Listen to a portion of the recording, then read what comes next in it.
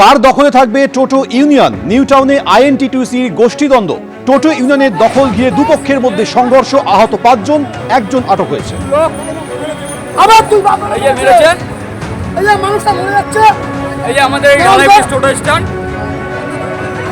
কিছু আমাদের স্ট্যান্ডে কিছু লোক এরকমভাবে মেরেছে। তারা শুধু ঝামেলা করতে জানে। এই রক্ত ব্লাড বেরিয়ে গেছে। টোটো ইউনিয়ন কার দখলে থাকবে তা নিয়েই নিউ টাউনে আইএনটিটিউসির গোষ্ঠীদ্বন্দ্ব একেবারে প্রকাশ্যে চলে এসেছে। টোটো ইউনিয়নের দখলে দুপক্ষের মধ্যে সংঘর্ষে 5 জন আহত হয়েছেন। এই ঘটনায় একজন আটক হয়েছে। টোটো চালকদের মিটিং থেকে বচসার সূত্রপাত। তাপস চট্টোপাধ্যায়ের অনুগামীদের মারধরের অভিযোগ উঠেছে সব্যসাচী দত্তর অনুগামীদের বিরুদ্ধে। পাল্টা হামলার অভিযোগ করেছেন সব্যসাচী দত্তর অনুগামীরা। আইএনটিটিউসি নতুন টোটো ইউনিয়নকে আয়ব্যয়ের হিসেব দিতে নারাজ আইএনটিটিউসি পুরনো কমিটি। আত্মা নিয়ে এই দ্বন্দ্ব।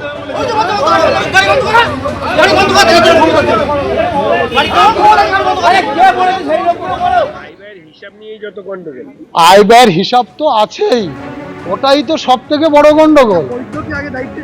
না, বৌদ্ধ কোনো জায়গায় দায়িত্বে নেই, সুনীল বৌদ্ধ কোনো দায়িত্ব নাই, মানে যেটা মরাই বলা হয়। কিন্তু এটা দায়িত্বে আছে সভাপতির পদে সুধাংশু দাস, ও হচ্ছে সভাপতির পদে আছে। সুরান মণ্ডল, ও ছিল প্রাক্তন আর কি। এরা ও হচ্ছে সম্পাদক। এইবার আমাদের এরা যারা হিসাব চাচ্ছে, হিসাব তাও কি আমাদের নেতাদের দিয়ে বলানো হয়েছে যে হিসাবটা দেওয়া হোক, আমাদের কমিটির লোকেও বলা হয়েছে ভদ্রভাবে। হ্যাঁ, এইবার ও কোনোভাবেই হিসাব দেবে না, আজকে হট করে মারপিট করে দেবে। একটা ইউনিয়ন রয়েছে, সেখানে একটা ঝুটঝামেলার সৃষ্টি হয়েছে। এবার পুলিশ সেখানে উপস্থিত হয়েছে, আমাদের একজনকে তুলে নেওয়া হয়েছে। এখন দেখা যাক আইন কি ব্যবস্থা নেয়। আমাদের স্থানীয় সভাপতিকে তুলে নিয়ে এসছে। এখন আমরা পুলিশের উপর আস্থা রাখছি, যাতে পুলিশ সমানভাবে বিচারটা করে। প্রতারণার অভিযোগে দিল্লি পুলিশের সাথে গ্রেফতার বাপি সেনের ছেলে। 2002 সালে বর্ষবরণের রাতে মহিলা সম্মান রক্ষার্থে খুন হন সার্জেন্ট বাপি সেন। সেই বাপি সেনের ছেলেকে গ্রেপ্তার করলো দিল্লি পুলিশের সাইবার বিভাগ। দেখতে পাচ্ছি দিল্লি পুলিশের টিম, সাইবার বিভাগের টিম, তারা এসে পৌঁছেছে কলকাতায়। পণ্যশ্রীর বাড়ি থেকে গ্রেপ্তার করেছে তাকে। এবং যে বিষয় অভিযোগ, মূলত দিল্লি পুলিশের সাইবার বিভাগের যে একটা ইনভেস্টমেন্ট ফ্রড হয়, এবং সেই ইনভেস্টমেন্ট ফ্রডে তারা তদন্তে নামেন যখন দেখতে পান যে অভিযুক্ত কিন্তু যে অ্যাকাউন্টে টাকা জমা পড়েছিল সেখান থেকে টাকা তুলেছিল।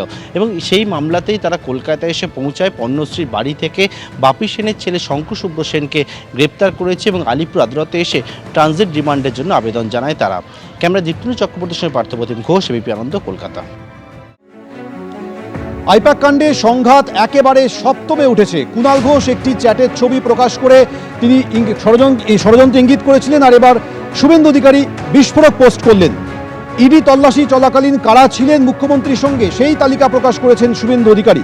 পুলিশ অফিসারদের নাম দিয়ে তালিকা প্রকাশ করেছেন তিনি লিখছেন, মুখ্যমন্ত্রীর সঙ্গে ছিলেন ডিসিএসডি প্রিয়ব্রত রায়, ডিসিএসবি শান্তনু সিনহা বিশ্বাস, শেক্সপিয়ার সরণি থানার ওসি অয়ন ভৌমিক, ইন্সপেক্টর বিজিতাশ্ব রাউত। মুখ্যমন্ত্রীর সঙ্গে ছিলেন এসআই রাহুল আমিন, এসআই সুদীপ্ত বন্দ্যোপাধ্যায়। এছাড়াও ছিলেন এসআই লীনা ভট্টাচার্য, এএসআই মৃত্যুঞ্জয় রায়, সৈকত বিশ্বাস, মহাদেব কবিরাজ, সৌমেন বিশ্বাস। সেই সঙ্গে তিনি অভিযোগ করছেন পুলিশ অফিসারদের গ্যাং নিয়ে চড়াও হয়েছিলেন মুখ্যমন্ত্রী। পুলিশ ওয়েলফেয়ার কমিটির লোকেরাও ছিলেন। আইপ্যাকে ইডি তল্লাশি চলাকালীন নথি লুট হয়েছে। অবিলম্বে এই পুলিশ অফিসারদের সাসপেন্ড এবং বরখাস্ত করা হোক।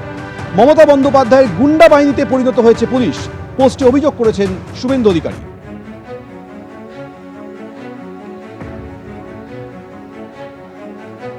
আইপ্যাক কাণ্ডে সংঘাত একেবারে সপ্তমে পৌঁছেছে। কুণাল ঘোষ একটি চ্যাটের ছবি প্রকাশ করে ষড়যন্ত্রে ইঙ্গিত করেছিলেন, আর আজ শুভেন্দু অধিকারী একটি বিস্ফোরক পোস্ট করে মমতা বন্দ্যোপাধ্যায়ের সঙ্গে যে পুলিশ আধিকারিকরা ছিলেন তাদের নাম প্রকাশ করেছেন। শুধু নাম প্রকাশ করেই ক্ষান্ত থাকেননি, তিনি সেই সমস্ত পুলিশ আধিকারিকদের অবিলম্বে সাসপেন্ড এবং বরখাস্ত করার দাবি তুলেছেন।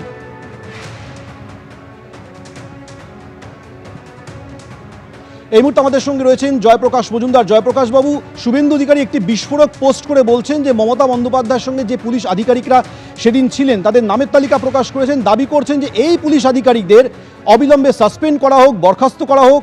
মমতা বন্দ্যোপাধ্যায় সেদিন এই পুলিশ আধিকারিকদের নিয়ে চড়াও হয়েছিলেন, গুন্ডা বাহিনীতে পরিণত হয়েছে এই পুলিশ। ইডির কাছে প্রশ্ন করা হোক কার নির্দেশে তারা সেদিনকার অভিযান করেছে। এটা বড় প্রশ্ন।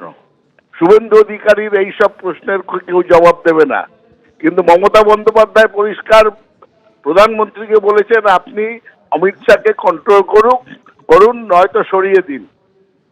সারা ভারতবর্ষের গণতন্ত্রের পক্ষে সব থেকে বড় বিপদ অমিত শাহ, আর এই পশ্চিমবঙ্গে তার চেলা শুভেন্দু অধিকারী। আজকে এসআইআর নিয়ে সারা পশ্চিমবঙ্গের মানুষ আতঙ্কে ভুগছে, সেগুলো বড় সমস্যা। এই আধিকারিক নিয়ে শুভেন্দু অধিকারীর না চিন্তা করলেও হবে। নিয়ম কানুন আছে, মামলা গেছে সুপ্রিম কোর্ট কিংবা হাইকোর্ট, তারা দেখবে। ওনার কি দরকার এসব পোস্ট করার? কে বলেছে গায়ে মানে না আপনি মোড়ল? তার কথার কোনো ভ্যালু নেই। সব থেকে বড় কথা, মমতা বন্দ্যোপাধ্যায় বলেছেন অমিত শাহ সারা ভারতবর্ষের গণতন্ত্রকে নষ্ট করছে। সে তার উত্তর বিজেপিকে দিতে হবে। কার উস্কানিতে ইডি ঠিক ইলেকশনের আগে সব জায়গায় হানা দেয়, এবং এ পর্যন্ত ইডি কেন একটা মামলারও সুনিশ্চিত শেষ করতে পারেনি? ধরেছে, কথা বলেছে, ন্যারেটিভ তৈরি করেছে, কিন্তু এ পর্যন্ত কেউ জানে না মামলাগুলোর কি হলো। করদাতাদের টাকায় ইডি অফিসাররা মোৎসব করছে, তারা কাকে উত্তর দেবে? তাদের উত্তর তো আগে দরকার। ED, CBI, income tax, NIA আর ইলেকশন কমিশন, এদের দিয়ে কি বিজেপি সব জায়গায় এইরকম আতঙ্ক সৃষ্টি করবে আর ইলেকশন জিতবে? ভারতের গণতন্ত্রের পক্ষে সব থেকে বিপজ্জনক অমিত শাহ, সেটা মমতা বন্দ্যোপাধ্যায় বলেছেন। তার উত্তর এখনো আমরা পাইনি প্রধানমন্ত্রীর কাছ থেকে। এবিপি আনন্দ এগিয়ে থাকে, এগিয়ে রাখে।